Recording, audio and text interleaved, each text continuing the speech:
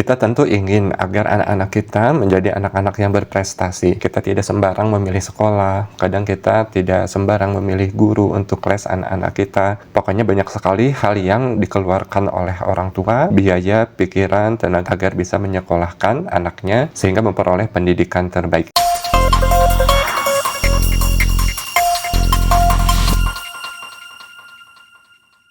Menteri Pendidikan, Dinas Pendidikan, dan orang-orang para stakeholder yang terlibat dalam pendidikan pun sebetulnya sama. Mereka ingin memberikan yang terbaik, sehingga dikeluarkanlah berbagai jenis kurikulum, pendekatan-pendekatan, metode-metode pembelajaran yang kemudian dianggap bisa memberikan pendekatan yang terbaik sehingga bisa mencetak generasi unggul. Nah, salah satu kebijakan yang dianggap bisa mencetak generasi unggul ini adalah pendekatan pembelajaran mendalam. Salah satu prinsip yang ada di dalam pendekatan pembelajaran mendalam ini adalah berkesadaran. Kalau prinsip itu artinya dia harus ada, mau tidak mau harus ada, tidak boleh tidak ada. Nah, di antara tiga prinsip ini, berkesadaran, kemudian menggembirakan, kemudian satu lagi bermakna, maka berkesadaranlah yang jarang sekali dibahas. Berkesadaranlah yang jarang sekali dikaji, kemudian disosialisasikan. Apa sih artinya berkesadaran? Bagaimana cara agar anak-anak berkesadaran? Apakah berkesadaran itu hanya untuk siswa-siswa kita, ataukah guru-gurunya juga harus berkesadaran? Apakah kepala sekolahnya harus berkesadaran? Apakah pengawasnya, dinasnya, semua stakeholder pendidikan itu harus berkesadaran? Ini adalah area yang belum banyak dibahas, belum banyak disentuh. Baru berupa teori-teori yang kemudian diajarkan di dalam materi-materi pelatihan pembelajaran mendalam. Agar kita bisa mendapatkan wawasan yang lebih utuh, pengetahuan yang lebih dalam tentang arti berkesadaran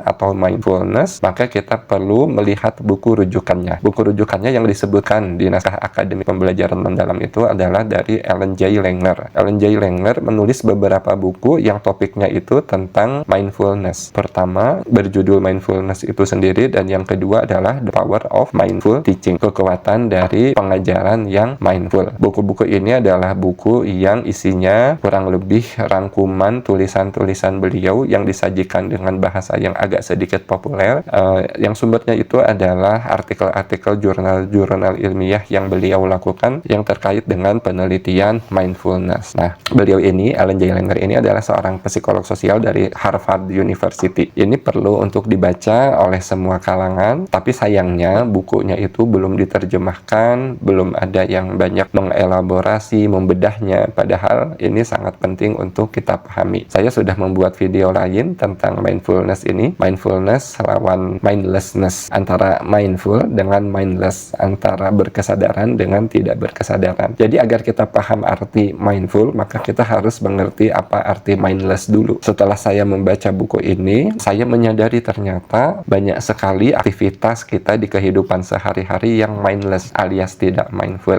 Jadi sebelum kita menuntut siswa kita untuk berkesadaran, maka sebetulnya kita orang dewasanya sendiri dulu yang harus berkesadaran. Kitanya sendiri yang harus belajar untuk mindful dalam menjalankan berbagai aktivitas kita. Saya diskusi juga dengan ChatGPT mengenai mindfulness. Saya training ChatGPT agar memahami konsep mindful yang ada di dalam buku Ellen J. Langer. Jadi si ChatGPT itu memberikan beberapa contoh. Salah satu kegiatan yang tidak mindful itu, salah satunya adalah automatic behavior, perilaku yang otomatis. Misalnya nih, kalau di dunia pendidikan ya, seorang guru kalau ngajar tidak mindful ditunjukkan dengan cara mengajar dengan menggunakan PowerPoint yang sama selama bertahun-tahun. Dia tidak sadar tentu bahwa dia itu tidak mindful. Apa yang dia lakukan, dilakukan secara otomatis, tidak bertanya-tanya lagi. Jadi seperti robot, masuk ke kelas, buka laptop, kemudian bacakan isi PowerPoint, apapun yang dilakukan siswa, pokoknya cuma baca PowerPoint, dia tidak peduli apakah siswanya paham, tidak melihat dinamika apa yang muncul ke dalam pembelajaran. Pokoknya yang namanya mengajar itu cukup dengan membaca PowerPoint. Ini bisa menjadi bahan refleksi kita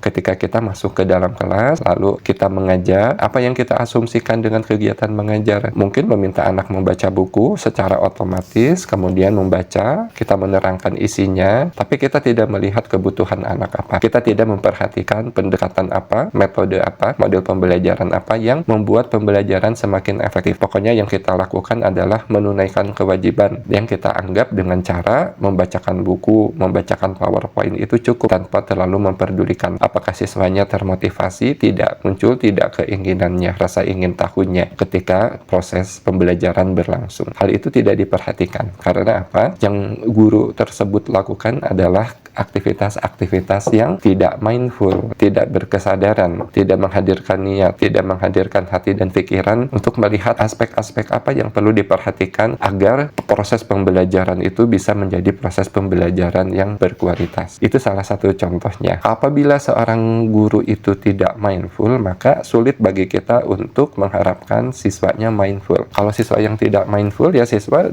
datang ke sekolah, kemudian dia membuka buku, dia mendengarkan guru, kemudian ya dia cukup dengan merasa belajar hanya dengan mendengarkan guru. Dia tidak tahu, tidak sadar untuk apa dia belajar, karena gurunya sendiri tidak pernah menekankan, tidak pernah mengatakan hal-hal dengan cara yang meyakinkan tentang tujuan pembelajaran yang bermakna. Jadi tidak mungkin ya pembelajaran itu menjadi bermakna kalau tidak mindful. Jadi perlu mindful dulu. Jadi tidak sekedar membacakan tujuan pembelajaran. Kan di awal pembelajaran selalu ada penyampaian tujuan pembelajaran. Kalau tidak mindful, maka tujuan pembelajaran itu hanya cukup dibacakan. Tidak diyakinkan dengan intonasi yang kuat, tidak diyakinkan dengan menggunakan media-media tertentu yang membuat siswa semakin mindful, semakin paham kenapa dia harus belajar topik yang diajarkan. Jadi siswa itu bisa mindful, saya pikir ya apabila gurunya itu mindful terlebih dahulu. Kita tidak mungkin rasanya membuat siswa mindful apabila motivasi gurunya hanya sekadar untuk menggugurkan kewajiban. Mari kita mindful,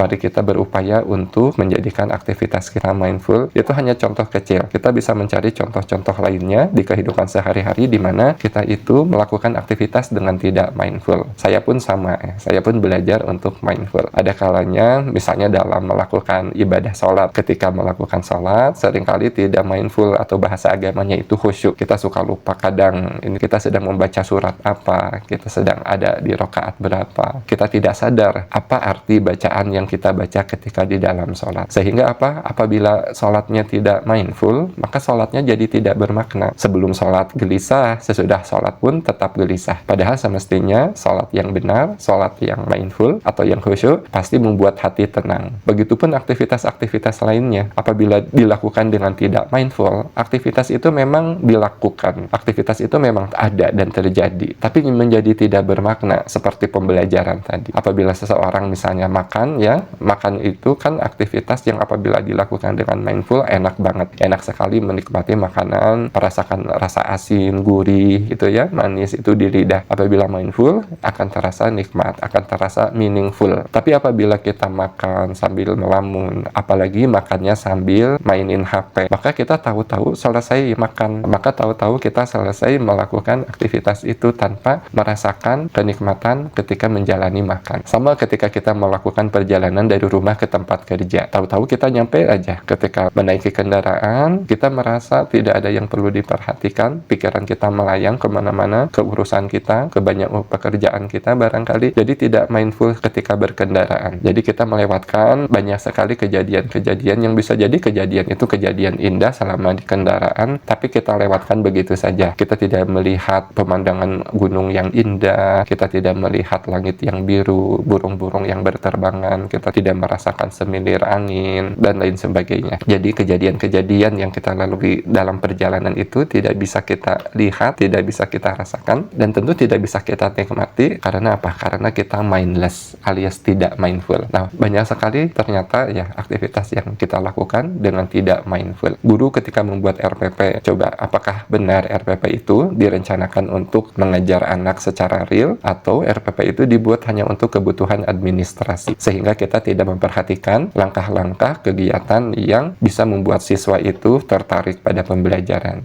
sehingga kita tidak terlalu memperhatikan media ajar yang bisa membuat pembelajaran menjadi semakin atraktif, sehingga kita tidak terlalu memikirkan bagaimana melakukan asesmen formatif di dalam kelas. Jadi ketika kita membuat media pembelajaran, model-model, metode, menentukan asesmen, kita menjadi merasa berat. Karena apa? Karena kita melakukan aktivitas mengajar itu seperti aktivitas yang yang kayak robot alias mindless, mengalir begitu saja menjadi tidak bermakna, menjadi kurang bermakna atau menjadi tidak bermakna bagi guru, termasuk juga bagi siswa. Ini menjadi renungan untuk kita semua, tidak hanya untuk guru, tapi untuk semua stakeholder pendidikan. Apakah dinas pendidikan ketika mengeluarkan kebijakan pendidikan itu mindful, ketika memberikan sambutan dalam kegiatan-kegiatan keguruan itu mindful? Apakah kepala sekolah, pengawas sekolah, membimbing guru-guru itu mereka melakukannya dengan mindful? Ini menjadi PR kita bersama, bagaimana cara kita melakukan aktivitas dengan mindful, sehingga apa yang kita katakan, apa yang kita lakukan di kehidupan sehari-hari kita